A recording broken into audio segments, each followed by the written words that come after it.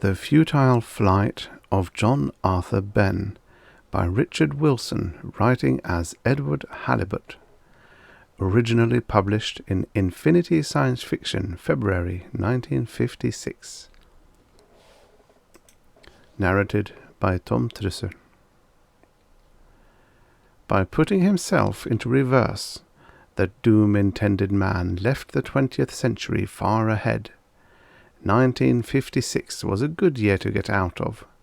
John Arthur Benn watched the roaring 20s go by and the gay 90s backwards, and wondered how it would be to pilot a riverboat on the Mississippi or to fight under John Paul Jones.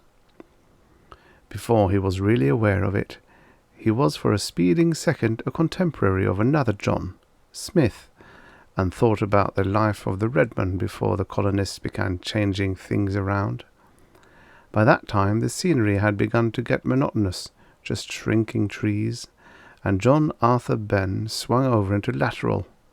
Ah, England!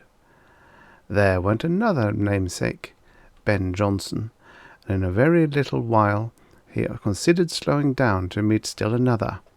But King Arthur flashed past and into a womb in West Wales just as John was convulsed by a sneeze. It was quite draughty, and he should have dressed more warmly. And as he stuffed his handkerchief back in his pocket, he caught just a tantalizing glimpse of an interesting Druid ceremony. John Arthur Benn blacked out somewhere in the limbo of the pre-Christian era, as he had been warned he might, and when he came to, he found himself lying in a rather uncomfortable heap with his head in a mushroom patch.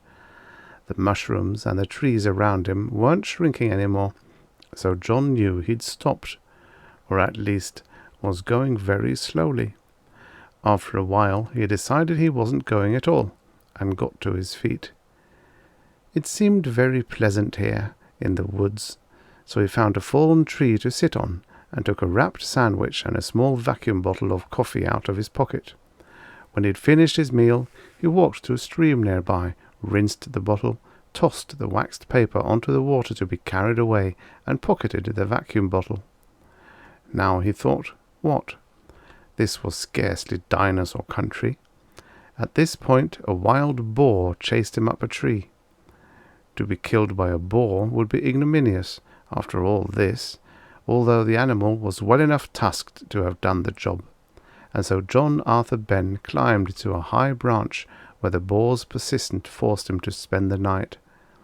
He slept somehow, and, with the closing of his conscious mind, the one that wanted to meet a dinosaur in fatal combat, the conventional subconscious, which also sought suicide but in a more familiar way, shifted him out of reverse. When he awoke, he was back in 1956, in Philadelphia. Irrevocably, John Arthur Benn knew. He went home and hanged himself in a closet.